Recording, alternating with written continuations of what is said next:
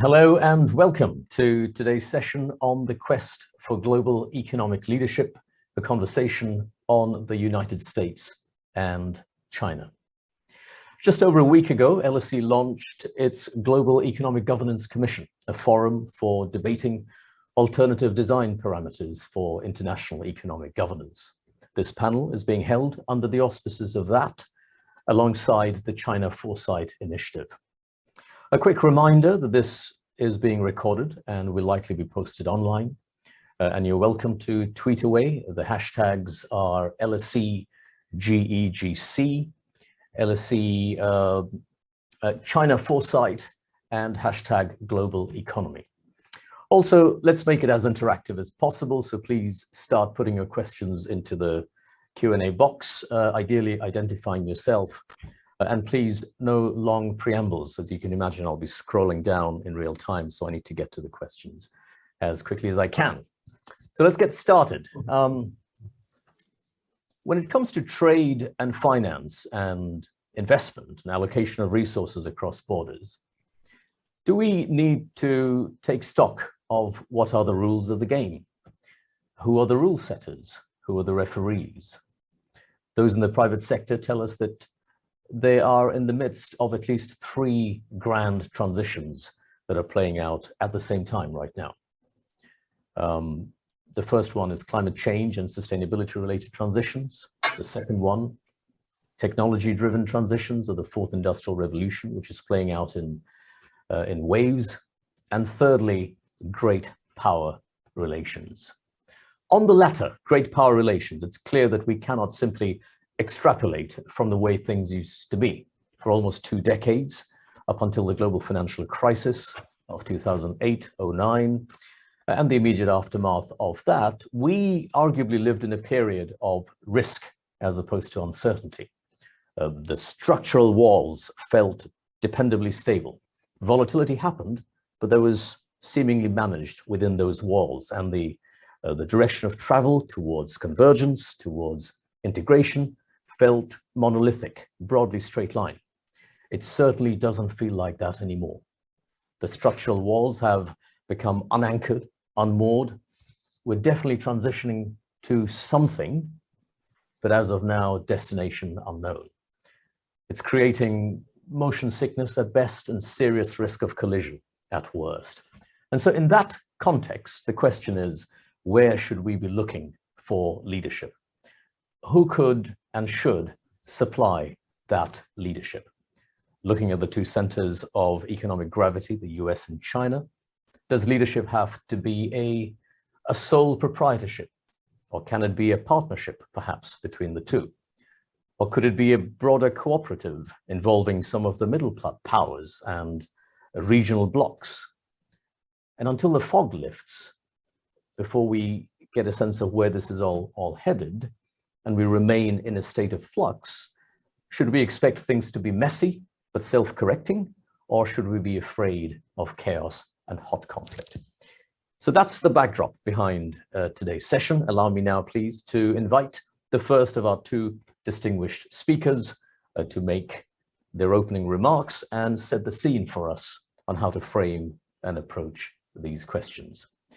Dr. Fred Bergsten is a Director Emeritus of the Peterson Institute for International Economics, having served as its founding director for some decades. He's had a seat at the highest tables of US foreign policy for about 50 years. Amongst other things, he served as Economic Affairs Assistant to Henry Kissinger at the National Security Council, 1969, 1971.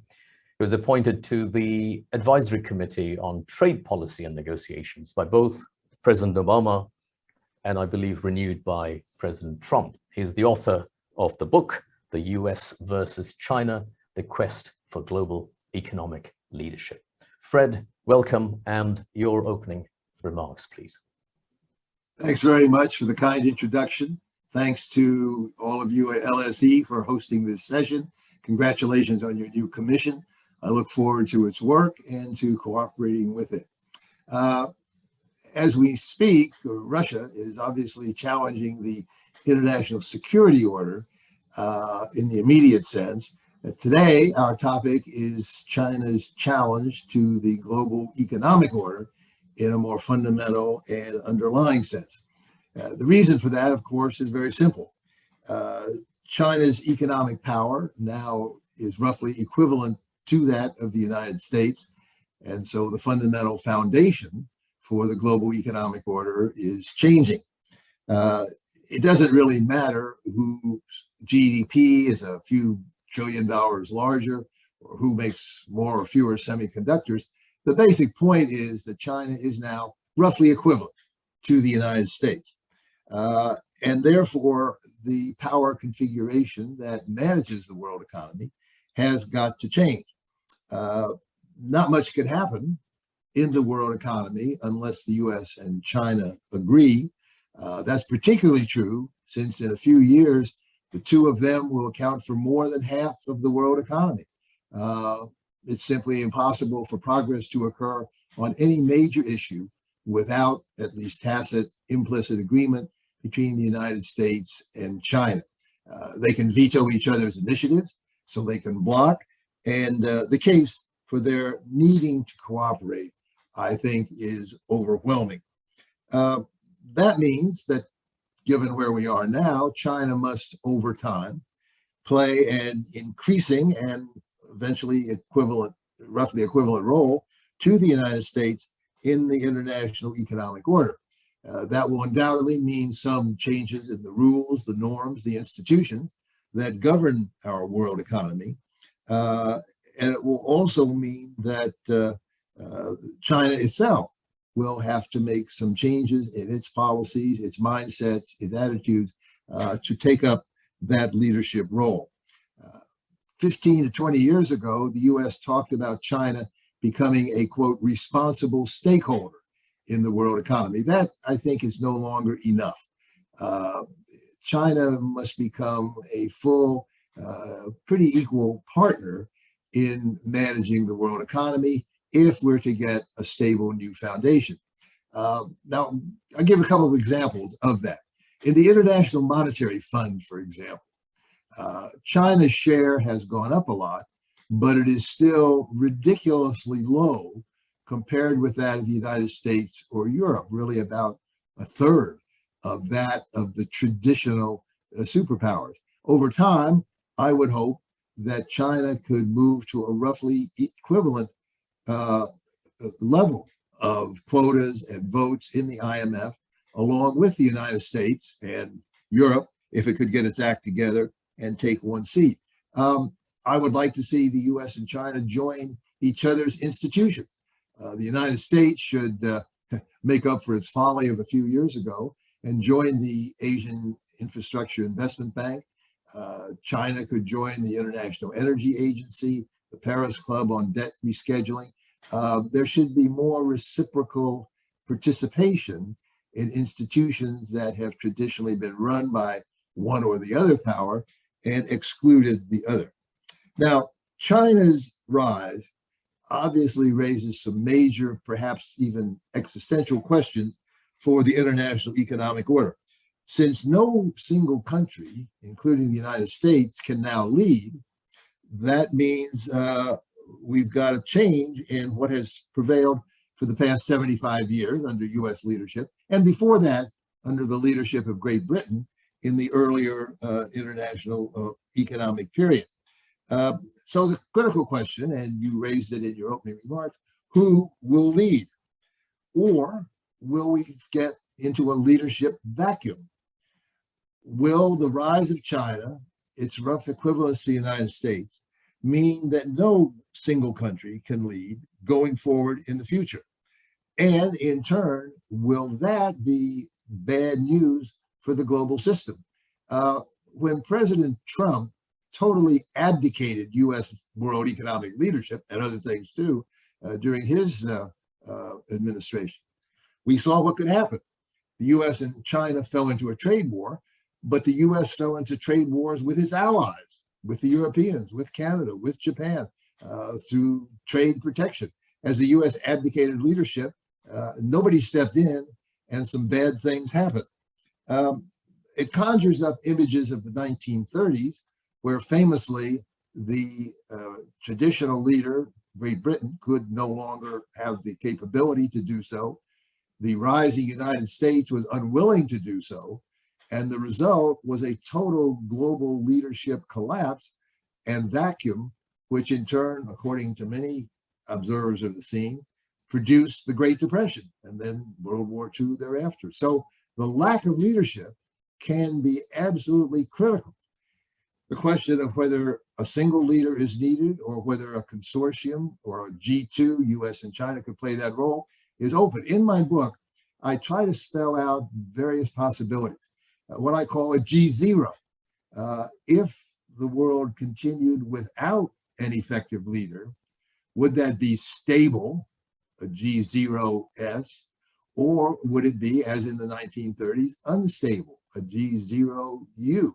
We don't know the answer to that, but it would be very risky to try it. And therefore, it seems to be, and this is the punchline, the bottom line of my new book, it's critically important to integrate China in a meaningful way into the global economic leadership on a roughly equivalent basis with the United States and the other traditional leaders to try to restore and sustain a global economic order that will continue to promote peace and prosperity.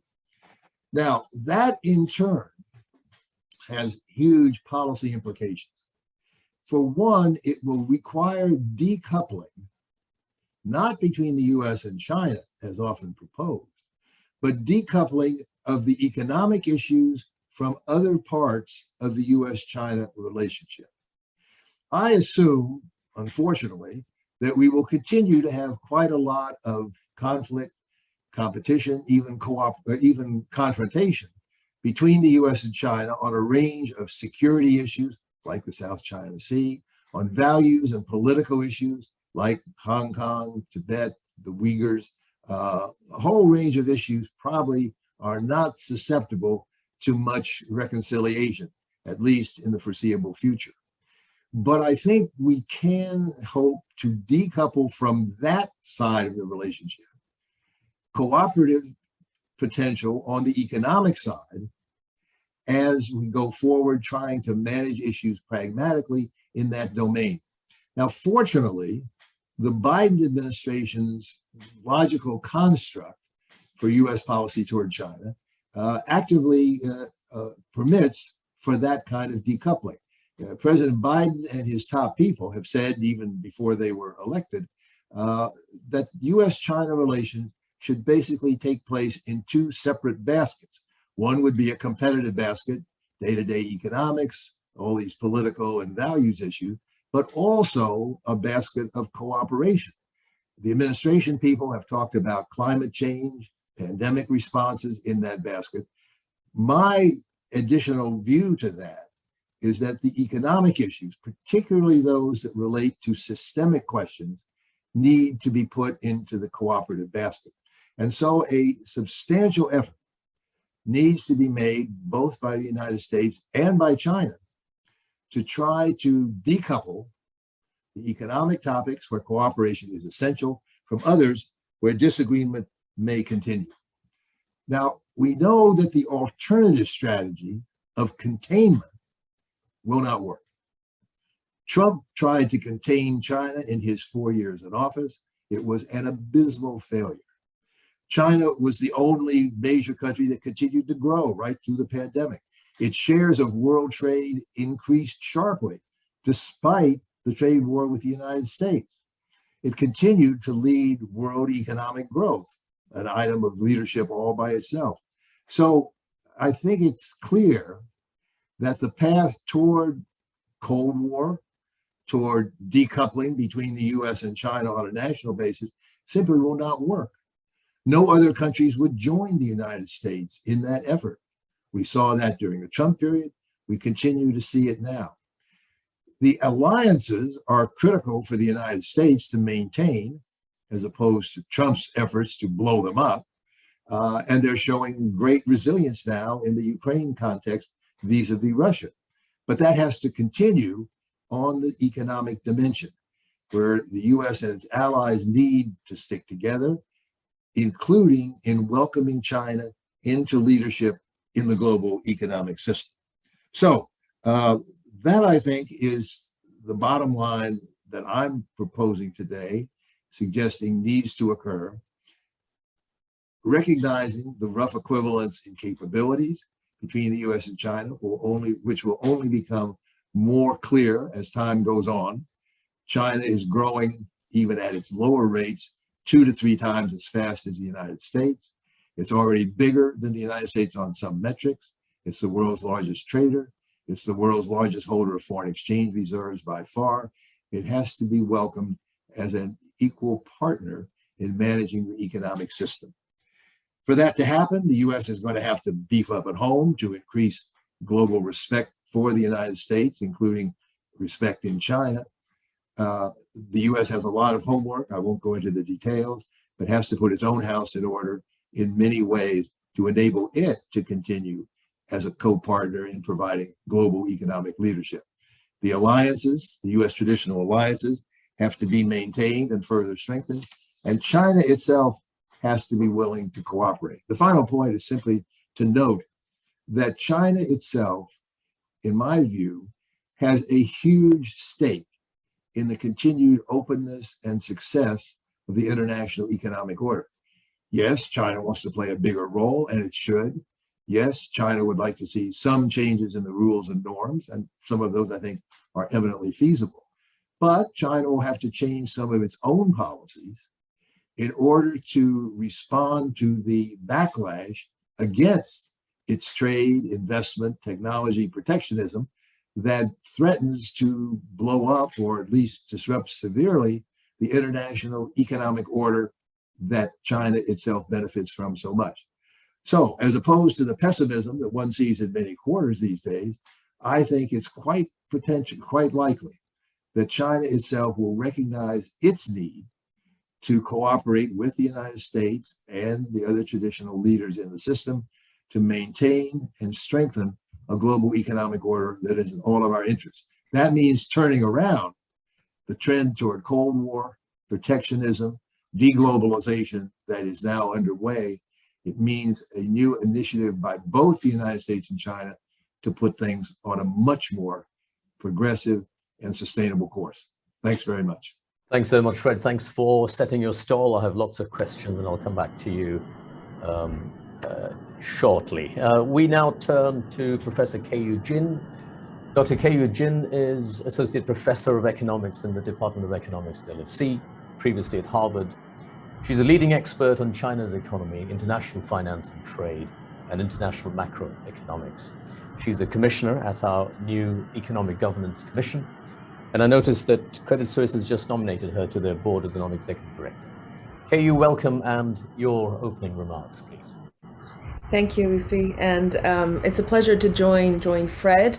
I must say that I very much appreciate Fred's insight in his book and his opening remarks. A balanced view, an objective view, well-researched, a rare kind of perspective these days in light of the heightening tension. So I very much appreciate that. And I wanted to give a little bit of perspective from potentially the Chinese viewpoint, not necessarily my own views, but a bit more from China and the inside. And of course, US-China relations is probably the most important key question of the century, at least when it comes to international relations. But it's often framed in the way of how the US sees it or how China sees it. But the real question is, or a very important question is, how does the world see it? How do other countries see it? What would other countries feel about a Chinese-led world order, or a US or continuation of a US-led world order, bipolarism or multipolarism, etc.? I think that kind of perspective is less often shared than compared to casting it either as a US or China specific issue. I think in this respect, China sometimes overestimates the extent of how much its hard power can influence the world. And at the same time, the US is a little bit too confident that everyone in the world thinks that it is a benign actor or that it is uniquely positioned with moral superiority. So both of these nations have have some, some perspective, need to open up their minds and perspective to hearing what the rest of the world sees. But first of all, let me start with the question of what does China want? Now, China probably wants a number of things, but from my view, and mostly speaking as an economist, I would say it's four main things. And here, some of these objectives are clearly the priority, or the agenda under President Xi. The first is to be the largest economic power in the world, achieved by reasonable projections, either in 10 years' time or a little bit more, a little bit less, depending on how things go, depending on the respective growth rates between both China and the US. And the second is to solidify the system it has created, the unique system it has created, as a lasting one, something that won't go away, won't be toppled easily, a sturdy, robust political economy system that is unique in its own ways, and that is a sustainable and lasting one. It believes that it has the right to achieve prosperity for the middle class, for the Chinese people, and that prosperity is to be achieved both by domestic economic performance, but also through global cooperation, through trade and finance and technology, etc. And any actor that tries to limit China's growth potential is seen relatively as an aggressive act. The fourth is to exert global or create a new role of its global leadership. Sometimes, it's referred to as, it's related to, not exactly the same, as national rejuvenation, following the words of President Xi, which can mean a number of things, but growing confidence, growing power and influence, a country to be respected in the world. But the way that it defines global leadership is, I think, different from how the US sees its role in the global arena, with a bit more emphasis from China's view on economic relations and cooperation than through values and moral universalism, which had legitimized the US's leadership role post-war, but is subject to question more and more today. It's important to emphasize that China is not necessarily wanting to project its own values or its own development model or political model onto others, become a shining city upon a hill. That's not necessarily China's goal.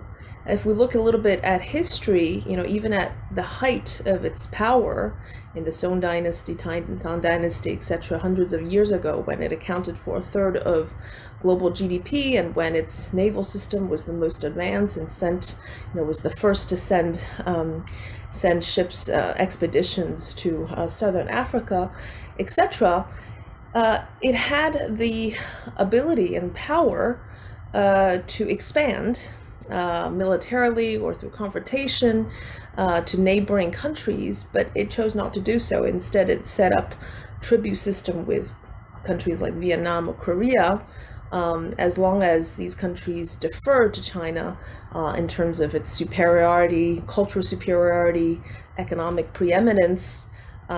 It considered itself to be too large and too important of a country to kind of to conquer the other nations. So it set up that kind of relationship, and so I think that same kind of spirit of a kind of an influence is still very much the same case as it is today. But today it has emphasized a bit more on how to create a global platform, that a global model of cooperation, as evidenced by the BRI program, which emphasizes on connectivity, whether it's through infrastructure, through trade, digital policy, etc.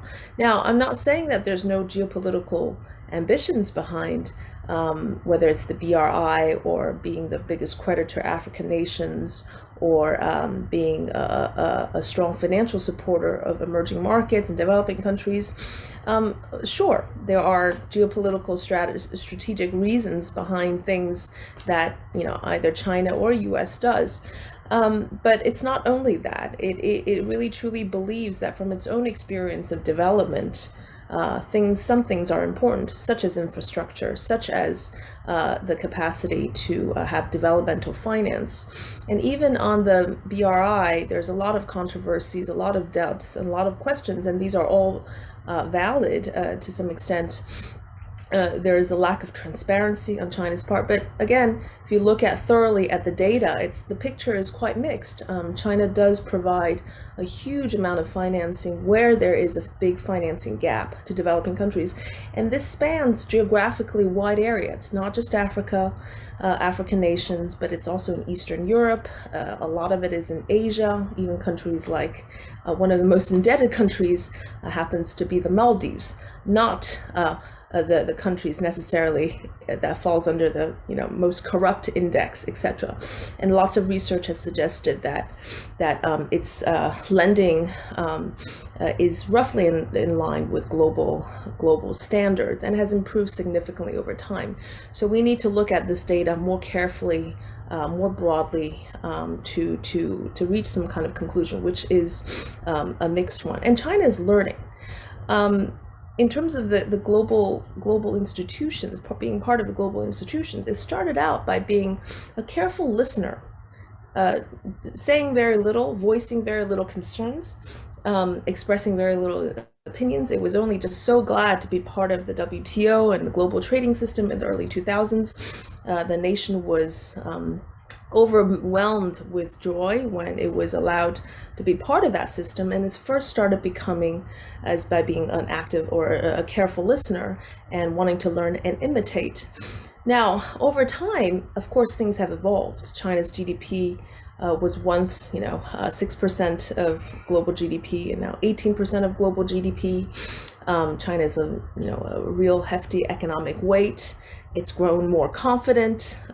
New leadership, rising nationalism has made China want to assert itself more in a variety of arenas, including the global economic sphere, and wanting to shape global norms rather than accept them passively. Now, the desire to do so partly stems from its increasing economic power, but also from the fact that it is by no means the only developing country or emerging market that wants to have a greater voice in shaping these new norms and rules, which were designed decades ago when these emerging markets accounted for a very small share of global GDP and had virtually no influence of any sort. But of course, emerging markets as a whole, not just China, have grown significantly.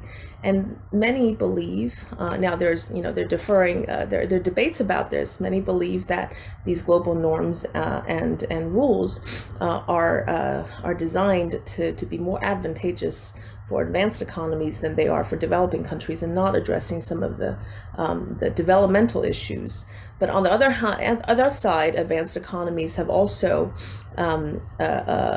complained about how some of these rules are no longer befitting of today's global situation, and wants it to be revised. So again, a more complex issue where China wants to play a much more significant role in shaping the developmental norms and rules in the economy.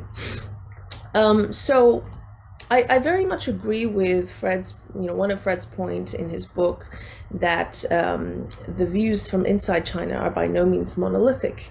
I think there's more of a consensus on economic liberalism, in the sense, or economic openness, the engagement with the rest of the world. Protectionist measures are not very popular in China. There's an emphasis on the importance of both embracing globalization and strengthening domestic economic advantages such as technology and independence of supply chains, etc. But there's a general consensus that the economy has to open up more to foreigners, encourage the private sector, etc. But politically, there is not a dominant view. There are some, as Fred mentioned, that want to keep the status quo, or defined by the previous era of leadership, play a more passive role, grow silently and powerfully, but not be too active in terms of other areas of engagement. And there are also a rising a number of hardliners that wants China to play a more aggressive role in a variety of spheres. So there is no one voice in China at the moment. Lastly, I just want to emphasize the importance of the fact that China also needs allies. The importance of transitioning from this hard power view of providing financial muscle and security issues to softer power of, a moral leadership playing out of responsibility rather than strategic interest, as is the case in climate change and fighting pandemic, etc. And also that some level of competition is good. I don't think we necessarily want to have a one hegemonic superpower that is no longer suited to address the contemporary problems of today. And just as, in terms of technology competition, we have seen how Japan's competition spurred US to do much more in innovation, where when France and Germany caught up very quickly with the US in the 1970s and 80s, that pushed US to undertake a series of domestic innovation policies that helped pave the path for the next few decades. So we need to ring fence the destructive elements of competition viewed from a narrow point of national security to harnessing the more constructive elements of healthy competition, because that's what market economics have told us: creative destruction, ousting the less productive and the poor performing, and pushing the more advanced and more productive to go further and further. So thank you, and let me stop here. Thank you so much, Keyu. And at this moment, I'm thinking I'll be very happy if there are no questions from the audience, because I have so many. And I'm also thinking that my initial thought was I'm going to ask separate questions to the two of you, but what I would like to do is, so I'll start with a question to Fred, but Keyu, please feel free to jump in. And with all the questions, let's assume they're directed to both of you. There's only three of us over here, so let's have a conversation rather than just going through me as the Speaker of the House. So, Fred, Martin Wolf wrote in the FT today. It's a review of your book alongside another one. And he said, I find Bergsten's aspirations appealing and Friedberg's view depressingly one-sided. Presumably, Professor Friedberg's book is about containment and confrontation. I haven't read it, to be fair, but he's saying, I find your view appealing and Friedberg's view one-sided, but the latter's perspective seems destined to win. And this is partly because the push towards economic separation is now being driven by deep distrust on both sides. Do you agree with that, Fred? I agree with the first part of what Martin said, where he praised my ambition, but I disagree with his forecast, certainly over the medium to longer term. He is certainly correct that there is a lot of momentum now in the United States and to some extent elsewhere around the world toward a new Cold War with China. There's bipartisan political agreement in the United States that China does pose this huge challenge to the United States. There's big disagreement within the US, even within that consensus, as to what to do about it. And that's one reason the Biden administration has not yet, more than a year into office, adopted any policy toward China. It really has not. It's sort of continued what Trump had, but without the nasty rhetoric. But the reason I'm more optimistic is because I've tried to analyze the basic interests of both the United States and China and find that they both have an overwhelming interest in a continued successful, open international economic order. China's development success is intimately related to taking advantage of the open international order. Now, China has tried to get the best of both worlds, take advantage of the open order, but deviate from those rules, some would say cheat, when that seemed to benefit it. But that in turn has caused the backlash I talked about before, which threatens the openness of the order itself.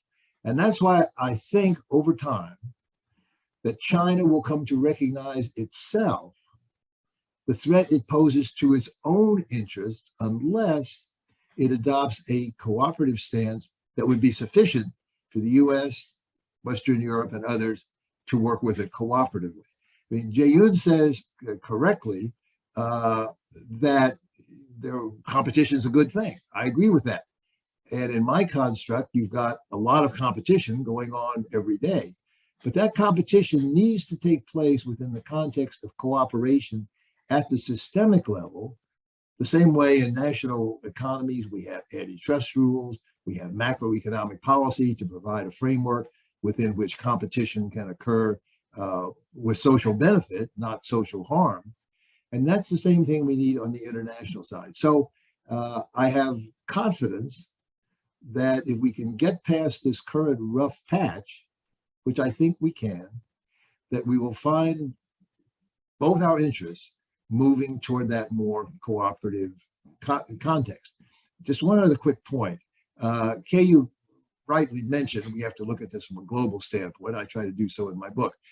I should note my praise for the Europeans, who in this period when Trump abdicated US leadership, the Europeans helped keep things afloat in terms of leadership on climate change, in terms of trying to salvage the world trade system after Trump tried to blow up the World Trade Organization, in keeping trade liberalization moving forward when Trump was overtly protectionist. So I think Europe can play a co-leadership role. And when I talk about a G0, a world without a single leader, but potentially stable, it's because I put a lot of weight on the possibility that Europe will continue to play a cooperative lead in that respect. And its cooperation in the current security clash with Russia over Ukraine certainly lends support to that view. So those are several reactions, but I think my friend Martin Wolf came out too pessimistically on his forecast. Maybe we have a different time dimension, but I would certainly point out much more hope for a positive outcome. At least he was half right. Keyu, I have a similar question for you. And together with Martin Wolf's write-up today, we also have Catherine Tai, the US Trade Representative here in Singapore this week. And she said, we don't want a divorce, we need to realign, but not go for large-scale decoupling. Keyu, my question to you is, you were very clear about what China wants in terms of the 4 points for itself. You're also very clear that it's been in listening mode for a while and that we all need to be sensitive to what is it that third countries want. But what would you say is China's ideal global economic world order? So we all understand how things need to change, but to what? How would you characterize that? In the same way that you have those nice phrases, common prosperity, dual circulation. Is there a phrase like that for the economic international global order? Well, President Xi mentioned, now I'm going to misquote him, but I won't because he said it in Chinese, but a shared prosperity, shared human prosperity, as something like, universal prosperity, if I can put it in those terms. But I think it's a tough question to answer because I don't think China has itself figured out exactly what its characteristic global leadership looks like and what it truly wants or envisions the global order that it wants to help shape. I think there are specific issues. I mean, China is a very pragmatic country. There are pragmatic issues around debt, why it hasn't joined the Paris Club, why it wants to do it the way it on its own. You know, this gaping hole of emerging markets that needs to be filled. You know, after the financial crisis, the U.S. had swap lines with 6 of its friends, and China was supporting liquidity, providing emergency liquidity even ahead of the IMF to a number of developing countries. I think, but to answer your question, or to answer the previous question about what it might want for the U.S.-China relations, I think this is a very important question, and is somewhat misperceived. Again, it's not monolithic. The top level political leadership wants to have a harmonious relations with the U.S. It sees the critical importance of working with the U.S. I mean, think about the critical technologies it depends, but not only just that it seeks stability. Only with stability could there be prosperity. Only with stability could things like common prosperity, which is President Xi's big goal, economic goal, can be achieved. Now, at the working level of the foreign ministry or the general public, there are different views. Elites want to have greater openness and cooperation with the U.S., and they're frustrated. So we want to see this as a more complex picture, and also the fact that it's dynamic, it's changing. I think it is very nuanced. When it comes to the fact that there are global threats, there are hints at a more reconciliatory tone, lots more emphasis on what things that they can do together. So I also don't agree with the view, the destined part of a spiral downward to confrontation. Both countries still have wise leaders, and it's changing in real time. Right. Could I come back in with one point on this? I have a chapter in my book where I try to analyze what a world with Chinese characteristics would look like. And that's hampered by the fact that, as Keyu says, there is no Chinese blueprint for a world economic order. But I identified 3 variables that I think would be critical in trying to reconcile China's views with the current views that underpin the economic order. One is the degree of market orientation of our economic transactions. China obviously has reformed a great deal in the market direction, but particularly in recent years, has reverted to substantial amount of state control, party control, and in any future effort to reconcile norms across borders, China's more state-centric economic model would clash to some extent with the free market model of the West. Secondly, in political terms, of course, China is no democracy, much more authoritarian in political terms, much more in favor of top-down direction, and that too would be a significant difference. And then third, affecting both of those, the rule of law, which has been a fundamental principle of the global economic and security order that the U.S. and its allies have tried to promulgate throughout the period since the Second World War. China, of course, is less devoted to rule of law than the U.S. Can I? So I think those are 3 key differences. The extent to which they could be reconciled would have to be worked out over time. Let me take you up on the third point you made, the rule of law, because I saw this, and in fact, I highlighted a quote there. You say the U.S. is about the rule of law versus China that wants to, quote, preserve maximum discretion for national decision makers that prefer voluntary and non-binding agreements to legal obligations. But my question to you, and people watching this from third countries, I'm sure a lot of them would ask this: is the U.S. really that different when it comes to the rule of law, internationally speaking? Because there's U.S. exceptionalism everywhere we look. And so is this contest really about, the right to be a great power and therefore the right to be exceptional every now and again? Do we, can we really begrudge China for wanting that? Well, I would stress your phrase every now and again. I would certainly not argue that the United States has been wholly faithful to its own principles, including that of rule of law. And the US, like most countries, certainly most great powers, does deviate when it sees a major interest in doing so. So I don't in any way claim that the US is a paragon of virtue in that respect. Very true. Criticism is justified. But as a fundamental principle of the system and a guide for day-to-day behavior, primarily in the economic and financial sphere, the US does tend to be a nation of laws, of lawyers, excessively so, but does tend to root the whole culture and system in a legal basis that is on the whole and for the most part adhered to. Again, it's not black and white, but I think the difference in degree is quite important. And the difference between the value system in the US and the value system that seems to be emerging from China, both its history and currently, does suggest a potential clash, or to put it more positively, a need to find a reconciliation between the different emphases, the different priorities that the two countries attach to that principle. I try to put it in that more nuanced and more finely graduated way than any absolute good versus bad. But I think it's a significant enough difference that it bears attention, and scholarly attention, and of course then efforts to reconcile when and if, as I believe will happen, the two countries try to work out a cooperative mode. On the issue of values, I have a follow-up question. Before I do that, Keyu, would you like to come in on this, the rule of law issue, or are you happy for us to move on? No, I think one important point is China is evolving still very rapidly.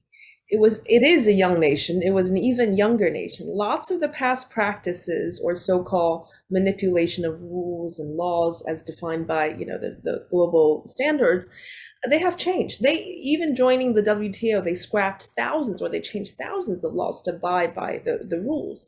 Now they put it in constitutional terms, no technology transfer or forced technology transfers. They're educating about IP protection even to middle school students. So it recognizes some of its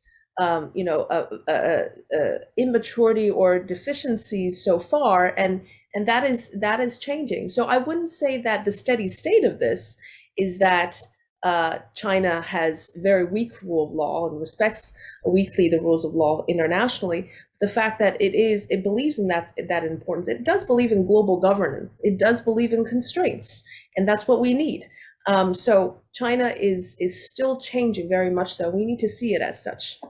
I'd like to give, if I could I give one illustration of her point that took place in the real world 6 or 7 years ago.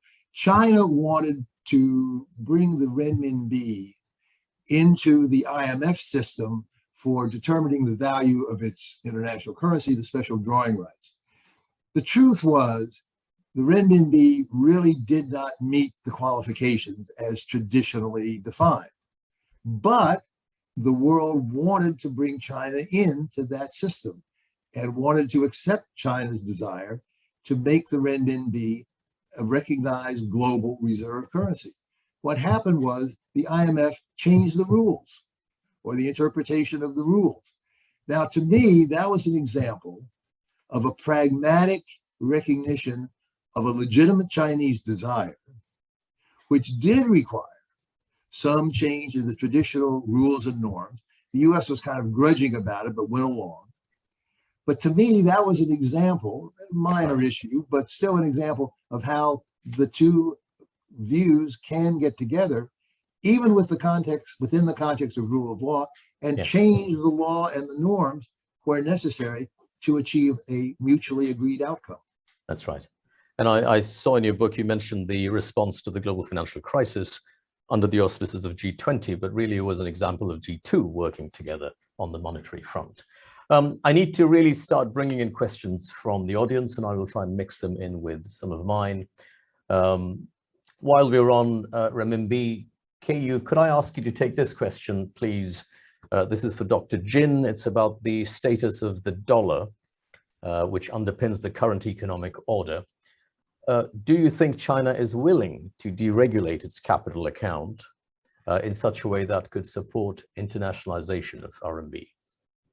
Well, it's an excellent question because it points to the central trade-off and tension that faces Chinese policy, which is the desire to control the financial system and the desire for it to be stable, and at the same time, its ambition to have an international currency, which requires open capital flows, capital account, and convertibility, etc.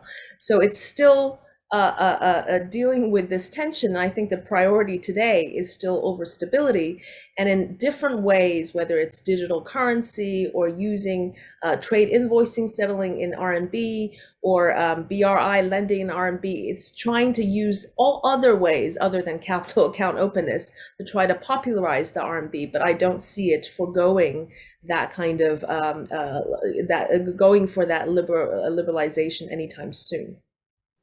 And while I have you here, another question about the roles of US and China engaging in international institutions such as the UN and so on and so forth. I guess let's take the point that Fred made, which is that in his view of, I think he puts it as C-cubed, conditional competitive cooperation, in that he urges the US to rejoin or try to join institutions that are sponsored by the other side. So for example, he says, the US made an error refusing to join AIIB and unsuccessfully lobbying allies not to join. If the US were to want to join, do you think they would be accepted? They would be welcomed with open arms, is what I would conjecture. Make the cake together. Set the standards for modern global corporate governance for global institutions and do some good for the world. What's not to like about that? Right. Let me take a question again from Sophia, is asking, is the current US-China strategic competition sustainable long-term? So Fred, my question to you is, the punchline in your book, which is the conditional competitive cooperation. And you can see there's an economist's lens, it's C-cubed, in the same way that you have G0 subscript S and all of that. So I love the representation of it. So this conditional competitive cooperation, is it sustainable, or is it just deferring a blow up? I think it's sustainable. It would require skillful management, artful diplomacy, and most importantly, a mindset in both countries to keep their economic relationships on an even keel, both in their own interest and because of their responsibility for leading the world economy. I would go back to a point I made in passing on all the projections I do in my book and others do. In the next 10 years or so, the US and China taken together will account for well over half the total world economy. Now, that forces on both countries, whether they like it or not, a responsibility for leading the world economic system. There's been some decline in US will to do that over the last 25 years. I trace that in my book. I deplore it, but I understand it because of domestic priorities and political dysfunction and other things in my own country. But the US cannot escape it, as we're seeing now in the Ukraine crisis. I think China will increasingly be forced to recognize it. They have, on certain occasions, you mentioned several of them just now, where the global economic threat of instability was so great that China simply had to pitch in, cooperate in taking a lead, and did so effectively. And I take comfort from that. I take comfort from the fact that China has exercised very effective and positive global economic leadership on occasion. But as I say, there are other areas in which, on a more system maintenance basis, it has not done so. And that's led to a backlash that undermines globalization in general.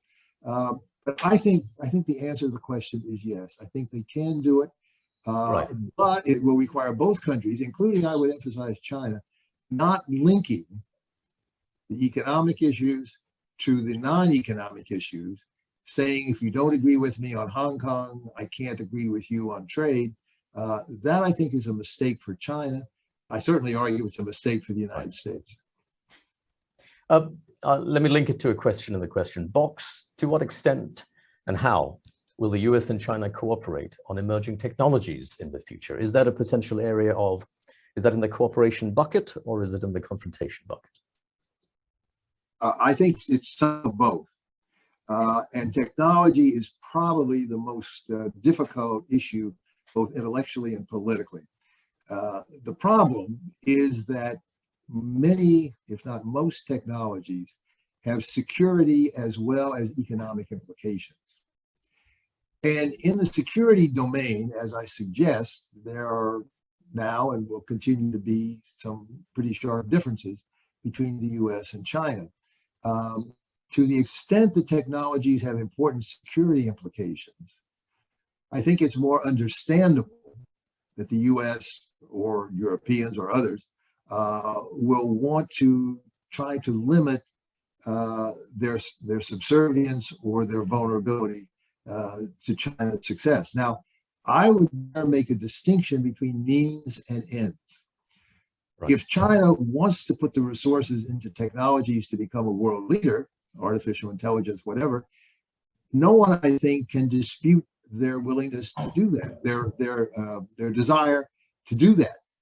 However, if they try to do it through means that are contrary to global norms, stealing intellectual property, forcing companies to transfer technology to get market access, things like that, then I think there is a problem, which does, if there's a security justification for it, justify some hardball responses. My preference, and I think the most effective response, is not really to try to cut off China's progress, but to improve our own. The US has a lot of domestic reform needed in order to strengthen our own technological development. More spending on R&D, for example. There are a lot of things we need to do domestically, and that should be the first line of defense in coping with any rising power, but including China. But where the security and economic issues overlap and interact, it's difficult to say in which basket the relationship should rise, and that's pretty much got to be worked out case by case.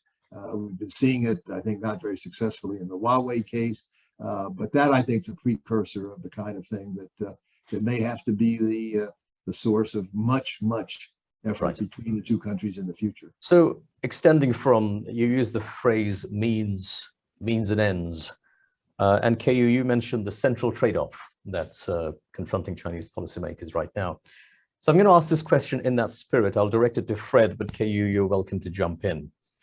Fred, you mentioned in your book, China clearly prioritizes economic reforms over political reforms. And I don't think it's a secret. About 6 or 7 years ago, I went to visit the Communist Party school in Pudong and spent a couple of hours there. They showed me around. We had a good conversation. And the one thing that kept on coming up is we don't want to end up where Gorbachev did. Clearly, it's a massive execution challenge. How do you move an economy of that country of that scale? So I guess my question is, can we be sympathetic to the execution challenge and therefore maybe ease off on the universal values type of argument? Is it possible to really compartmentalize the values debate from the economic and the other aspects of it, or are they destined to be enmeshed, and therefore having decoupling of issues in the kind that you described earlier is simply not possible? Well, I think we can be sympathetic to the goal, not very enthusiastic about it because we have our own preferences, but I think we can be sympathetic to it because it's up to each country to decide how to govern itself. We may disagree with how they're doing it, like Russia right now, but I think we have to acknowledge it's up to countries to decide how to manage themselves. At the same time, we have to point out that China is trying to do something that no country in history has ever successfully achieved, namely economic liberalization with continued political authoritarianism or even repression. That is a combination that is historically unprecedented. Now, China has achieved a lot of other things that are historically unprecedented. It's the first global economic superpower to be still relatively poor, non-market economy, non-democratic. So I take my hats off to China. They've achieved many things that have never been achieved heretofore. But this is the biggest challenge. I think the Chinese leadership has always recognized that, but they remain confident they can pull it off if they can, and can play the kind of cooperative global role that I'm talking about while maintaining their internal system, hopefully liberalized to some extent. Then hats off, because that would be a historically unprecedented achievement. Right. Keyu, I have one last question, but before that, would you like to come in on this? Yes, what I'm about to say also answers your question of China's vision of a global order, which is coexistence with acceptance of the fact that there are differences in the world, whether it's political systems, values, religions, economic orders, etc. Coexistence. So in that sense, that it separates these issues. And I think it's very interesting that it coincides, or at least relates to what JF Kennedy once said. I'm going to misquote him, but he says something that we need to secure the world safe for diversity, which I found very interesting in that respect. Brilliant. Thank you. So we're coming to the end of our time, and my apologies to all of you whose questions I've not been able to take, but I think some of your questions will be answered if I ask this one question to both of you to end this with. And I'm going to ask you to think of one blind spot that you think the Chinese side has when it comes to their dealings with the US, and one blind spot that you think the US side has when it comes to dealing with China. So I need two blind spots from both of you, from your respective perspectives. You can decide who wants to go first. Well, I'll go first. I think the US blind spot is the traditional blind spot of the incumbent leading country. It finds it hard to believe that it must share the leadership stage. I think the US has to get over that. Some of us have gotten over it, but many have not. From the China standpoint, I'm afraid the short run blind spot is its view that the United States is in terminal decline. As I read Chinese perceptions, there's almost a disdain now for the future of the United States. I'm the first to say we've got lots of problems and we've got lots of improvement to do at home. And one can be skeptical and say, well, maybe Trump will come back and this whole thing will blow up again and the US will totally abdicate.